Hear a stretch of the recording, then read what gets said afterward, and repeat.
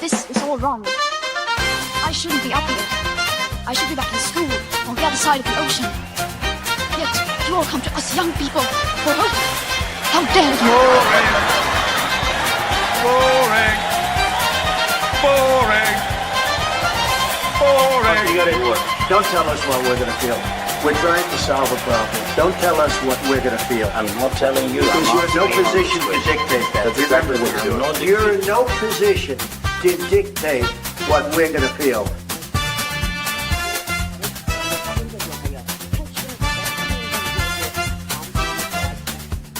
I call again for an immediate ceasefire in Gaza, the return of the sausages, the hostages.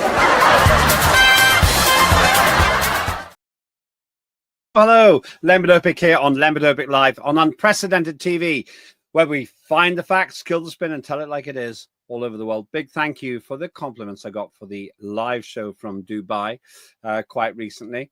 If you're looking at this in the archive, you'll find that show as well. I was personally in the company of Sarah Evie Clark, our woman in Dallas for Unprecedented TV. And we had a pretty interesting chat about life, universe and everything. Not to be missed. You'll find that in the archive. Do subscribe while you're there, please. Go to Unprecedented TV on YouTube, and you will find that you'll be one of thousands, a cast of thousands who's supporting our station already. Please be one of them. Doesn't cost you anything, but the more people who follow us, the more we can do on the station. Now, there's been a big subject, and that's been some stabbings which took place on a train which ended up in a place called Huntingdon, which is in the south of England, on a train which had to make an emergency diversion after it turns out apparently one person was attacking the other passengers. It seems the police arrived pretty quickly. Within 8 minutes of the original warning, the alert, there was action on the station with the police meeting the train, which pulled in on that unscheduled stop in Huntingdon and arrested the suspect. 11 people apparently in total have been hurt, not necessarily in the same incident. But here's where it gets complicated. Initially, we were told this was a terrorist attack, and the internet went wild. People wanted to know the name of the culprit, or at least the suspect. And we weren't told anything. We weren't told anything for about 15 hours. That led people to think that probably the suspect wasn't white. Lo and behold, the suspect wasn't white. But the emphasis has been on the fact that apparently he's British and British born. So he's in custody, apparently. And there hasn't been a clear understanding of motive. But now it gets really dark. Apparently, this very same individual had tried to perpetrate a crime shortly before this one. And the police were alerted of this, but did nothing. Is it unfair to blame the police for not having acted? After all, no one was injured in at least one of those reports, but maybe in another one that they were. Or should the police have been more cautious and accepted that rather than chasing people for speeding tickets and walking on the cracks in the pavement, they should actually be apprehending individuals who are accused of and spotted allegedly having knives? Well, I'll leave you to decide at the end of this show. But joining me today is somebody who is always quite erudite in these things and quite clear, and that is Marylin Hawes. Marilyn, good to see you again. How have you been? You welcome back from Dubai. Well, yes, that'll be ancient history if you're looking at it in the archive, of course. I was there working, I would point out. So less of your bitterness, young lady. It was hot. It was damn There's hot. nothing wrong. I love Dubai. This time of year, it's fantastic. You weren't there, man. No, you found a little treasure in the sand, though, didn't you? I did have a little swim in the sea. The rest of it's our secret. And the treasure was the sand. That's the point. Of course. I was working there, and it's an extraordinary thing to go to Dubai for business. Everybody else in the hotel was pretty much on holiday. It wasn't. Oh, I love it there. I absolutely love it there. I don't know why people don't like it. It's so clean. It's so lovely. It's fantastic. It's very safe. There's no. There seems to be no crime there at all. Very safe. Yeah, it's the antithesis of Britain. Yeah. It's inconceivable that somebody would get stabbed, as far as I can tell.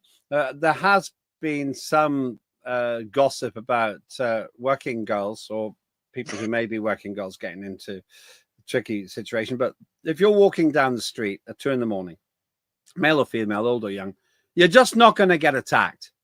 You're just not going to have any problems there because they just seem to keep control of everything. But And even some in people say, Dubai, if you have, they have these brunches on a Friday when everybody else has got their prayer mats out. yeah. Brunches in the hotels, and you can eat and drink as much as you like for about 100 dirham. But that's fine. But if you're 100 dirham is about 20 quid. Not in the hotel I was in. That would buy you 1.5 pints of beer. The hotel was, I won't mention its name, ridiculously expensive. There's no way I'd recommend that hotel. No, you go to charging. They didn't give me my room when I arrived, and I understood it. I said, "Well, can we have breakfast?" And they said, "Yeah." And then they chased me around the hotel, so I paid the breakfast. What did they think I was going to do? And then good morning, everyone. You need to stay in downtown. Downtown's much better. Downtown's great. Lovely breakfast. That cup of tea would cost you like 15 quid probably. Anyway, I didn't really want to talk. Anyway, digressing. You digressed me. Well, I digressed because I wanted to show the difference in Dubai. If you leave your bag, purse, anything in a taxi, whatever, it will still be there. If you go back tomorrow morning, the guy will still have it, or he has his hands chopped off. And if you go to these brunches and you are in the back of a taxi drunk on your own, then the taxi driver will lock the car and get the police in case you cry rape or something like that, because he doesn't want to be done. It is one of the safest places, I would say, there and Singapore. And they don't take any of this nonsense. I mean, we are becoming feral in this country. It's absolutely awful. It's dreadful. And the stabbing. What I feel so outraged about this is that I was sent footage of which is extraordinary. I can't believe the stuff I've been sent. That is enough to give me nightmares, but I am resilient and robust, and I have my tea. And but this guy, he stabbed these guys on Saturday night. On the Friday evening, and there is footage of this, he went into a barber shop and he was hanging outside the barber shop, and I don't know what he was doing, but then he got up his knife and he went into the barber shop. It's on their CCTV cameras, and he threatened them.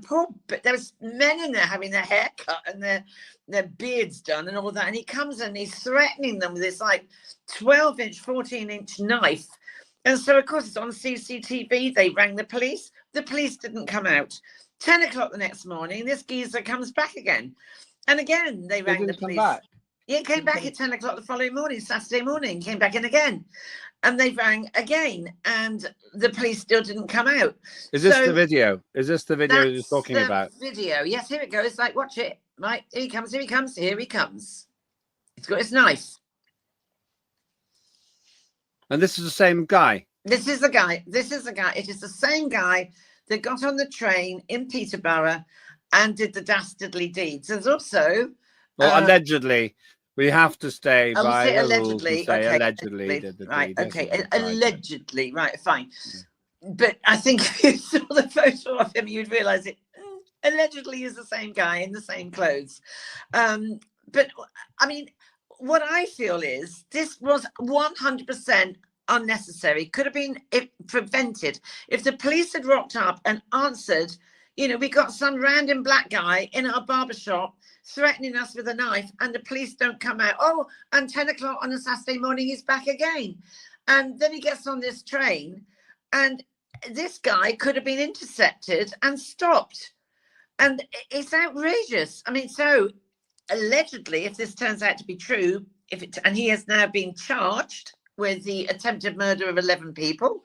If that is him, then it seems to be that it is him. If it is him, allegedly, all that stuff. But I mean, then in which case, the Peterborough police, should they not be referring themselves to the IOPC because they haven't done their job properly? But it does seem like it's fairly obvious. It's fairly... Go on, sorry. And if this is him, and it looks like it could be, if it is him, then everyone that was stabbed, everyone that's been, I mean, somebody's still in hospital. There's a Sunderland footballer that's in hospital still. What about the compensation? I mean, it's amazing how and what was it? Oh, yeah, our wonderful leader, Keir Starmer, Numpty, and Shamud, whatever her name is, they simply said, oh, this concerns us, and we wish everyone well. Excuse me? They should be outraged. You mean Subhana Mahmood, the Home Secretary? There she is. That one, yeah. Laughing away there. Outraged. They should be outraged. And it's all very well for that complete moron, John Healey, our Defence Secretary, who comes out today and says, what is it he said? Oh, the public need to be more vigilant. No, the public would like to feel safe. You know, what are you going to do? You sit on a train, minding your own business, got your earpods in, doing something on your laptop or doing the crossword on the paper. Oh, you're not exactly expecting someone with a 12-inch knife coming up behind you, are you? You know, I mean, no, it's not about me being vigilant. It's about me feeling safe in my country. And that, I think the outrage and the anger in this country is now palpable. It feels like it's spilling over. But unfortunately, there's few of us that put our head above the parapet. And everybody should be on the backs of their MPs and going on media. And I mean, it's just awful. You've only got to look at the stuff in Hillingdon that's been going on as well. I mean, I don't know if you got the video of that. I'm not sure if we do, but just explain what you think. I mean, I think we've got a picture. Yeah, there he is. There's the same guy. So Huntingdon suspect could be linked to stabbing a boy 14. Yeah, there he is, charged with his knife.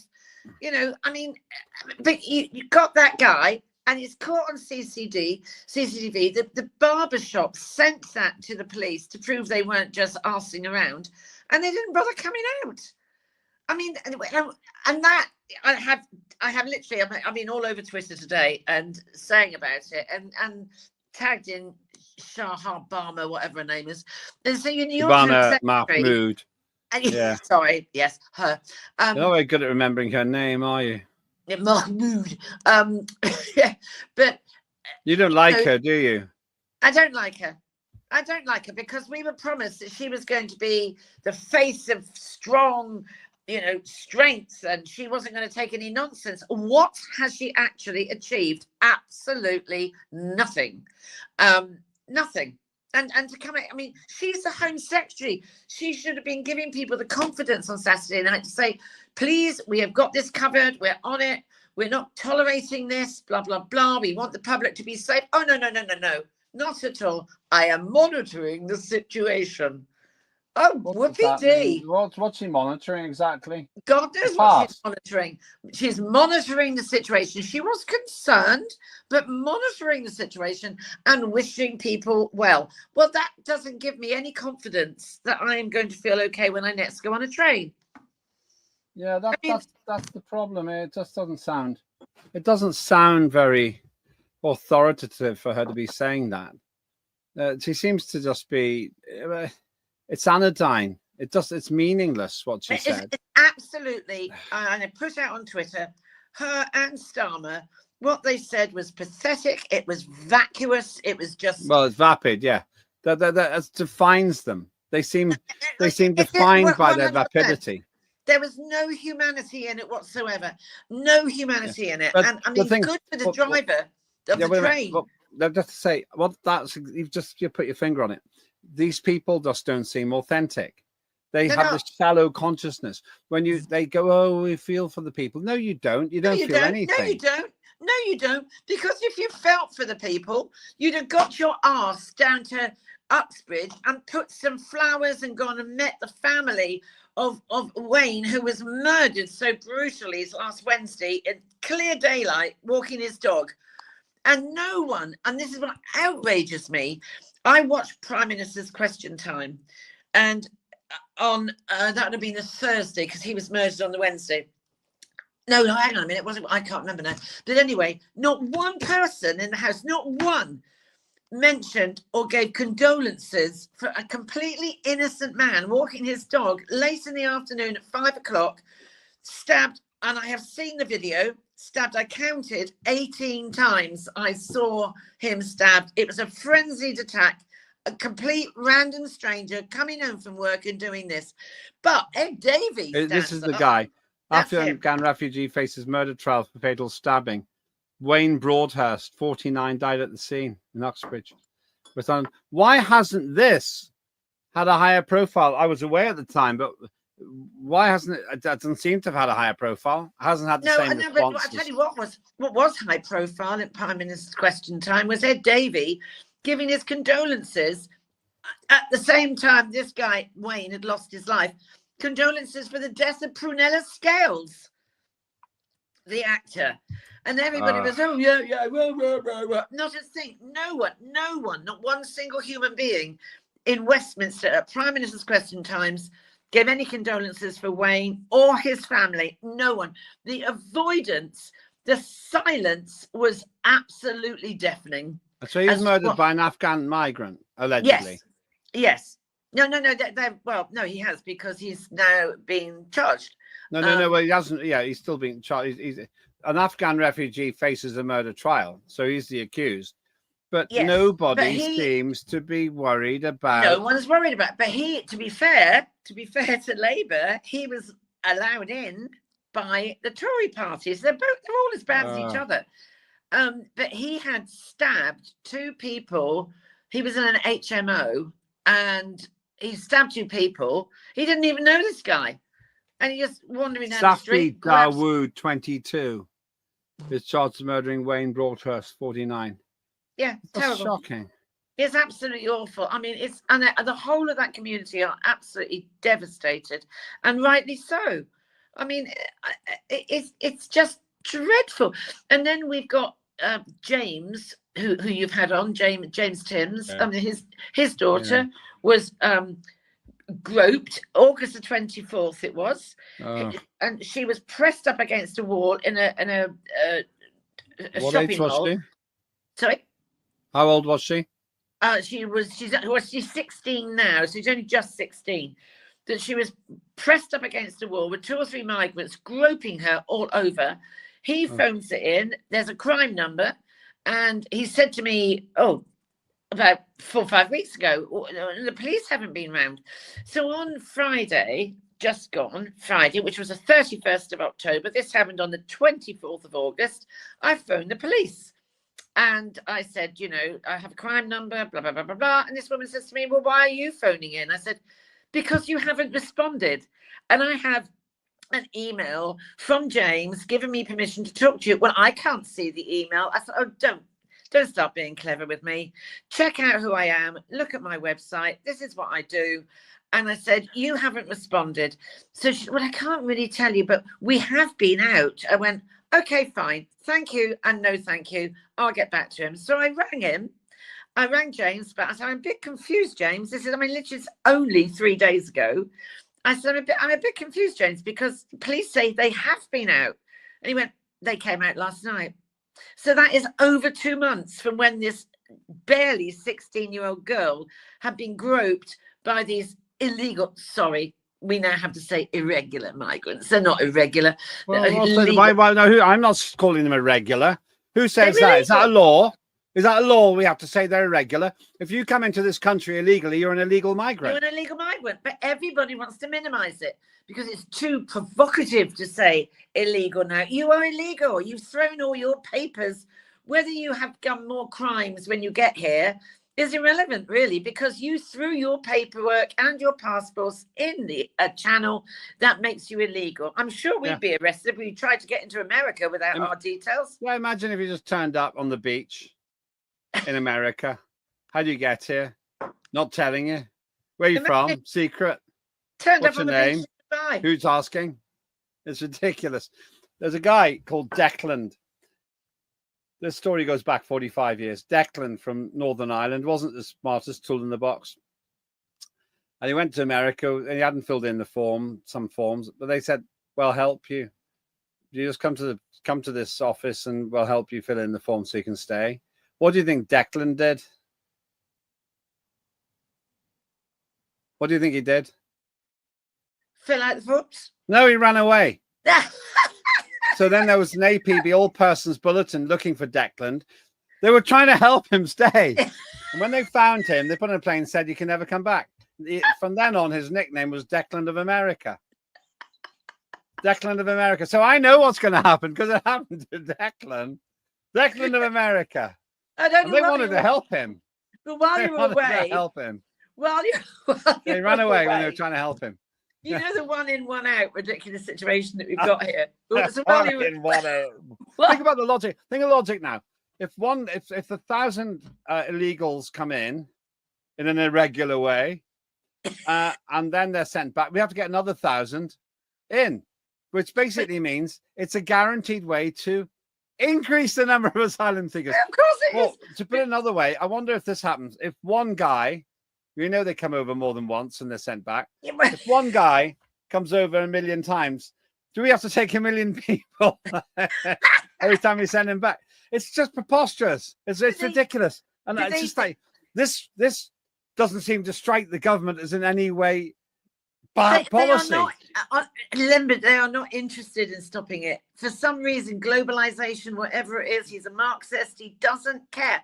They could easily have stopped this. I don't believe it's that difficult. Take away all the freebies and they're having driving lessons over here now. They can have driving lessons. I mean, how much is it costing our kids to have driving lessons? And when they did, it's so funny. Yeah. It's all happened while you were away. When it was this one in, one out.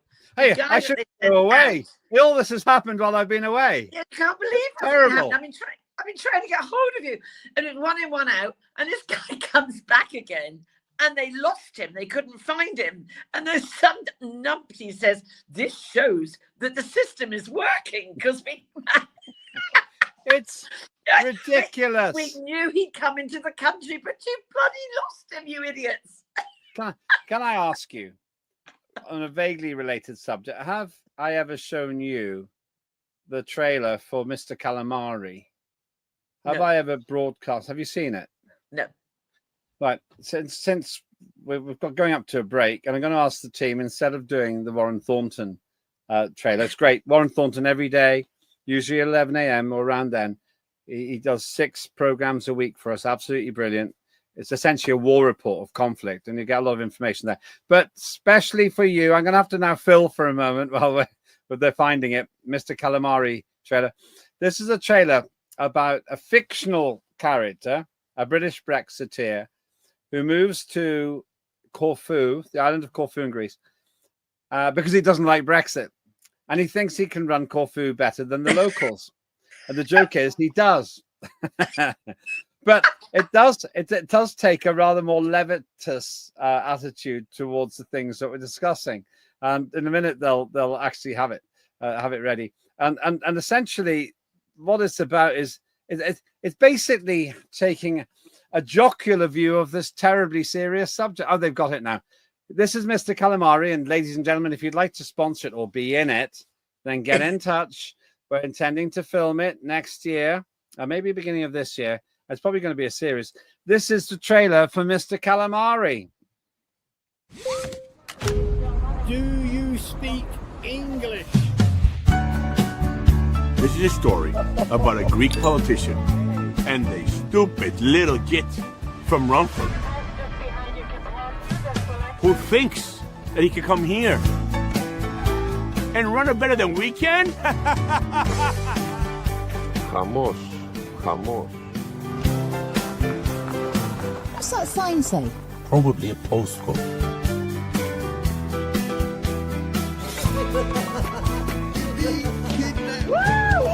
So you know how to say hello in Greek then? Calamari. Calamari. Calamari. Calamari. Calamari. Calamari. Calamari. Abrex. Στρογγυλό. Κατέστρεψε στη ζωή. This is also about AIDS, conflicts. Все, что было можно. Тварь! You think you can deal with the situation better, huh? Yeah, it's a postcode. It's a postcode. Congratulations. You are now mayor, Mr. Calamari. The name's Keith. I know. I can read. Keith Calamari, it doesn't matter to me because you're always going to be a tiny little British squid to me. English, actually. And it's about tales of the unexpected.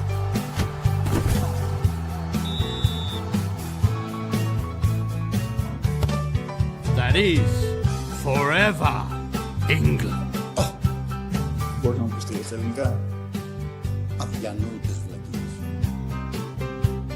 But actually, I quite like it.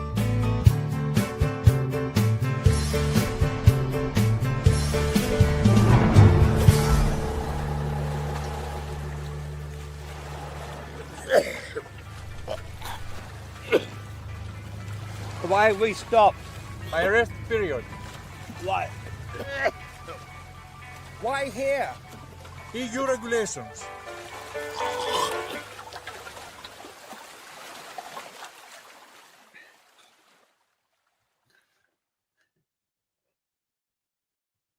I'm not going to ask you I'm your glad I opinion. was spared the actual vomiting.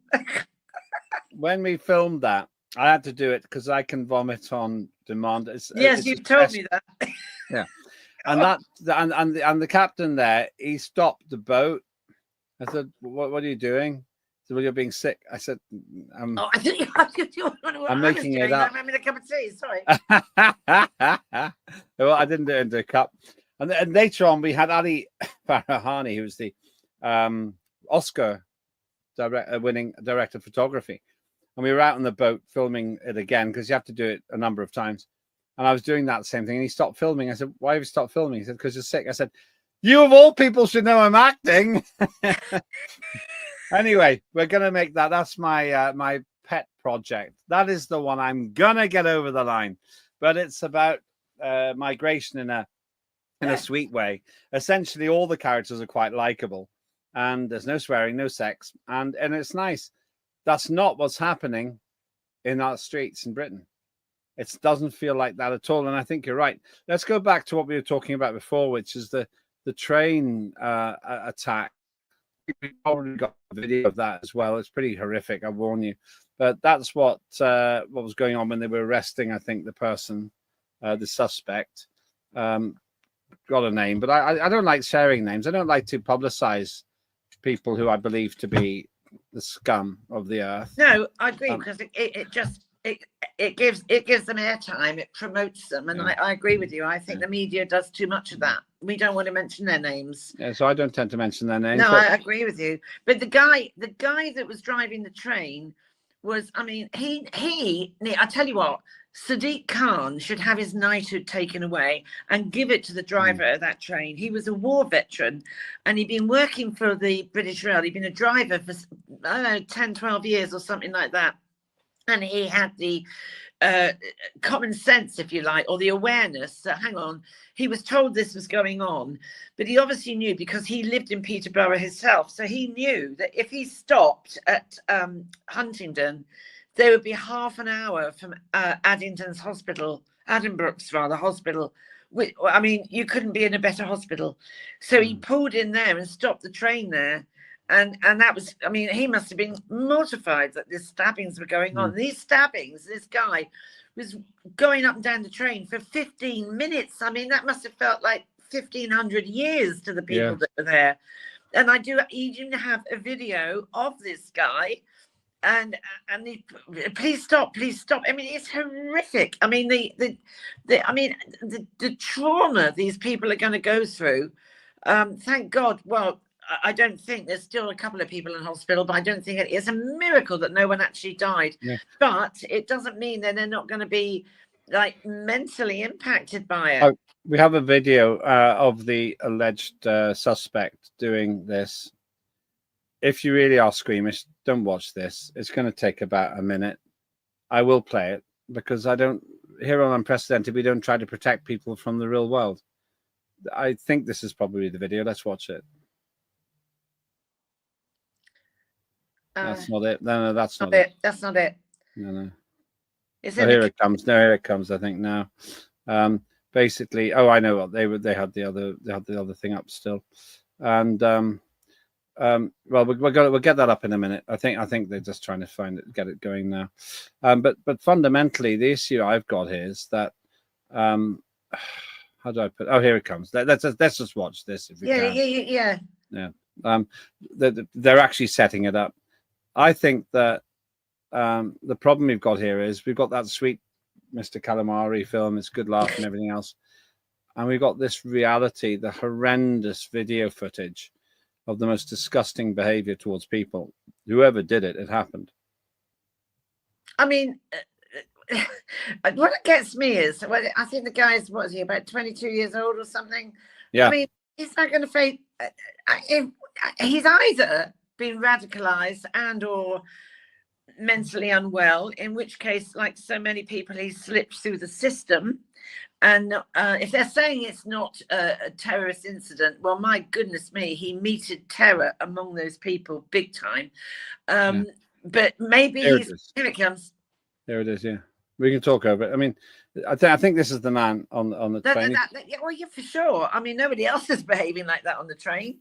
I mean, and people are screaming. They were like running into the toilets. Well, you know yourself. I mean, crikey, then you're going to barely get one person in the toilet. Yeah. Absolutely frightening. And this woman is saying, "Please don't. Please stop. Please stop. You're hurting me." It's dreadful. Just absolutely grim. We'll play it one more time before we move on, but you may not want to watch this. So look away now if you are screaming. I mean, but it's just showing the carnage that this guy was meeting on people. And if it comes out that he is mentally ill, then that's another case of time and again, these people they slip through the network of mental illness, but that doesn't mean to say he reported himself as being such. But you can't be sane and do something like that, can you? Well, but also you do have the problem that, was he on cannabis? I don't know. I mean, people think I'm not sure cannabis makes you do that. I'd say that's one of the drugs he probably didn't do. Well, it does completely screw your mind up. I mean, it does. I deal with a lot of kids in schools that are on cannabis, and it absolutely screws their mind up. I mean, it's dreadful. But does it make them violent? No, well, just for some. I got a neighbour 2 doors down from me. His son, he's now been, I think he's been sectioned now, but. I mean, God, a couple of times I've had to get the police out. He's been down. We only live in a little tiny village. We have a pub and that's it. And thank God we have a pub. He goes into the non-used bus stop because we don't have any buses that come through here. Yeah. And I've seen him like kicking it around and effing and blinding and all. It's absolutely off his head. And the trouble is, these youngsters, if if you get cannabis into your system that you can't really afford, like it's not, I mean, the low level cannabis is full of like baby milk, flour, cacophylline. Cannabis? It's not the bottom end, the cheap cannabis that the kids, like teenagers, buy. You mean the cannabis that people smoke? Yeah, it's not. Yes, there is cannabis in it, but there's also a thing called cacophylline in it. And they don't know it's in it. And there can also be very, very low grade heroin in it. There can be literally baby powder in it, anything in it that makes up the weight. And it screws their minds up. But if you put cacophylline in it, a little bit of heroin in it. Are you talking about cocaine or cannabis? No, cannabis. Like bad. Some of them have little bad rough heroin bits in it, but cacophylline can sometimes be in the cannabis. And if you get drunk and you take that, cannabis, but it's got this cacophylline in it, it can be lethal. It can be lethal. And these kids are smoking this stuff. I mean, this guy down the road from me, I mean, it's completely screwed his mind up. He has got he's got psychosis. It's dreadful. He thinks people are talking to him in the night. I mean, it's absolutely awful.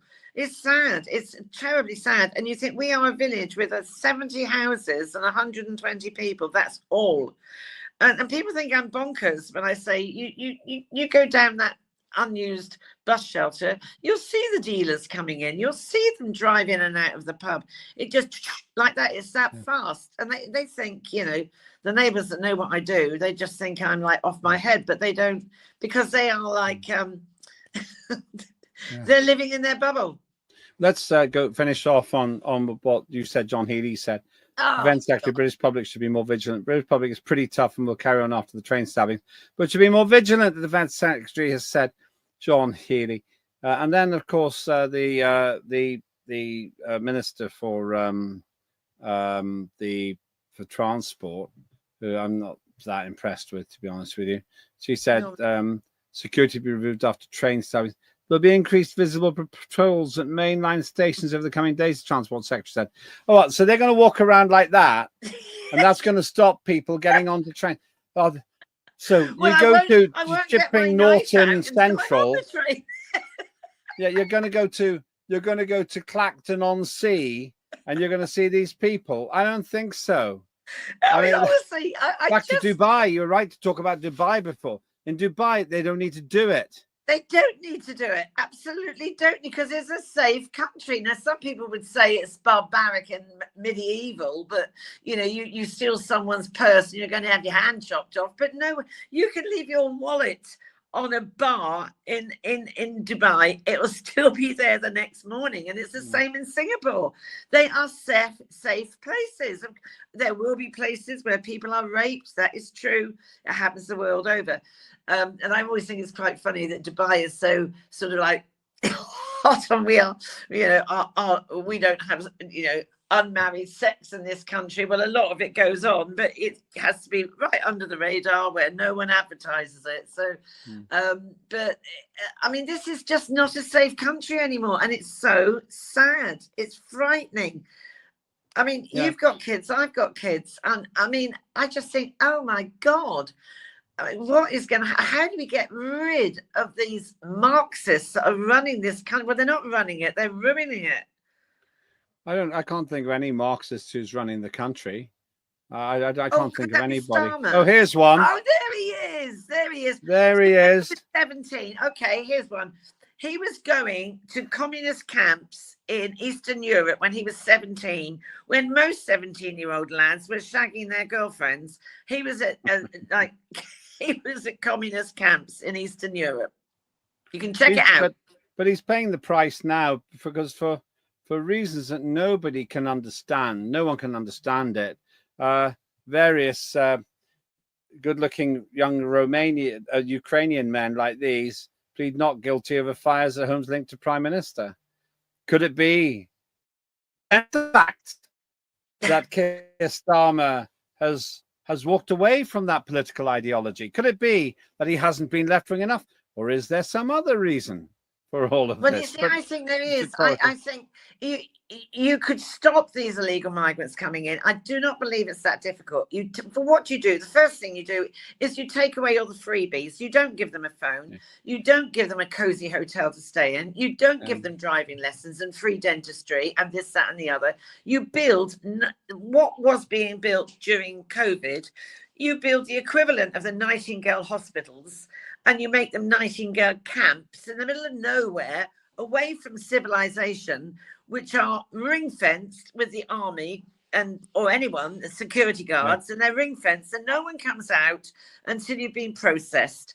And you put them in the middle of nowhere, where, you know, island off Scotland or anywhere, because plenty of, we've got so much green space where they cannot get anywhere near transport links and whatever, and there they are processed, and you put them there. That cannot be difficult to do. They were wanging up Nightingale hospitals. In about 2 weeks they can do it again and make them those camps, or you don't let them in the first place. They don't want to do it.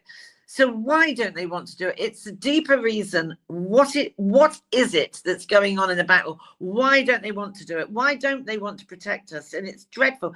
And I mean, I just wish the British public had more about them to, I mean, I don't want to say civil war, but that actually it's all very well saying, oh, we don't like it. We don't like it. So what are we all going to do about it? How do we stop it?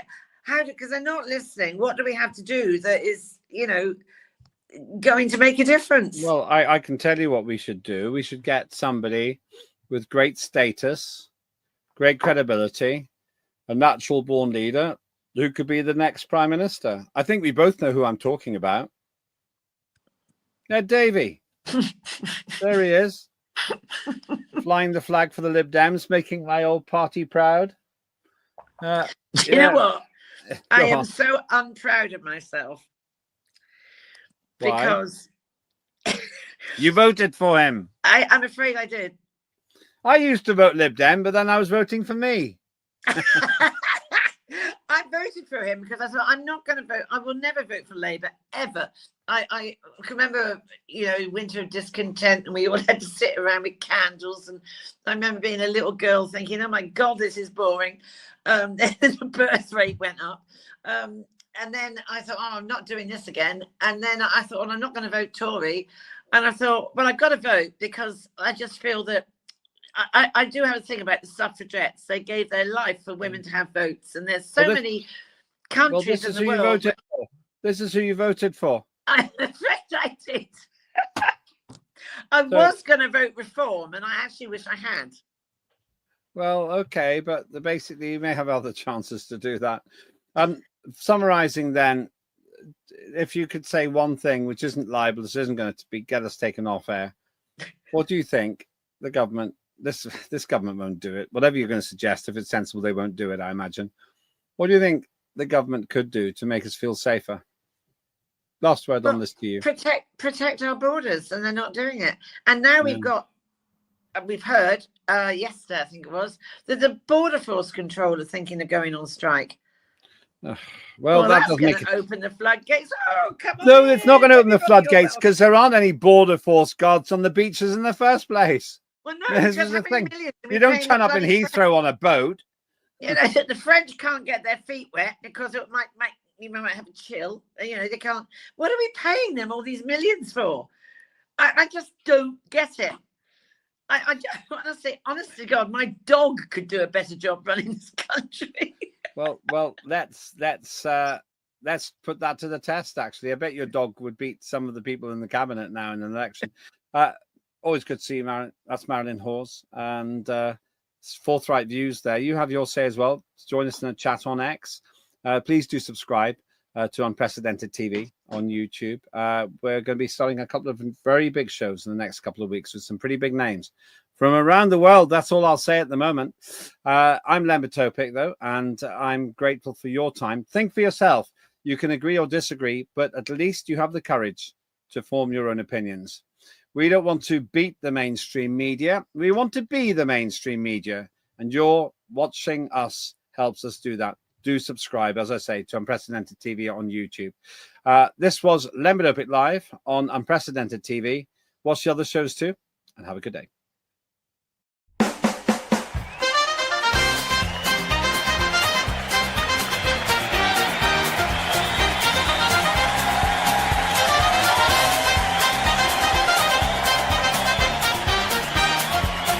Immediate ceasefire in Gaza. The return of the sausages.